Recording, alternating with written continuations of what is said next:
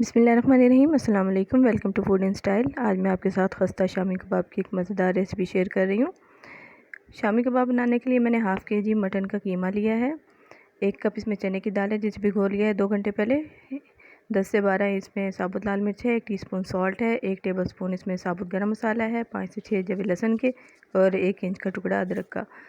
अब दाल, कीमा, सारे मसाले ये जो ड्राई थे इसमें और दो गिलास पानी डाल के मैंने इसको पकने के लिए रख दिया है।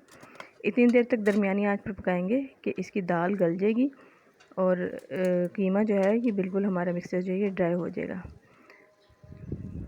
दरमियानी आंच पे हमें पकाना है और बीच बीच में हम इसको हिलाते रहेंगे। ये देखें दाल गल गई है और पानी हमने इसका बिल्कुल खुशक कर देना है। पानी इसमें रह जाएगा तो शामी कबाब बिल्कुल सॉफ्ट हो जाएंगे। 1 प्याज दरमियाने साइज़ की, थोड़ा सा पुदीना, हरा धनिया, 2 से 3 हरी मिर्चें, इनसे चॉप कर लेंगे। कीमे को हमने सबसे पहले ठंडा कर लेना है बिल्कुल और फिर उसको पीसना है। बारीक पीस लिया, उसमें ये हरा मसाला डाल दिया, 1 अंडा। आधे किलो अगर हम कीमे के बना रहे हैं तो इसके लिए 1 अंडा काफ़ी हो जाएगा। इस मिक्सचर को अच्छे से हम बाइंड कर लेंगे। ये देखिए मिक्स हो गया। अब शामी कबाब की शेप दे लेंगे। ये शामी कबाब हम 1 महीने तक के लिए फ्रीज़ कर सकते हैं क्योंकि शामी कबाब एक ऐसी रेसिपी है जो अगर घर में बने हुए हैं तो हर मुश्किल आसान हो जाती है।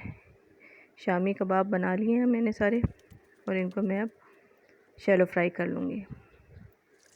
शामी कबाब को हम शैलो फ्राई कर लेंगे। जब एक तरफ से कलर आएगा तो फिर हम इसका टर्न करके दूसरी साइड पे भी कलर दे लेंगे।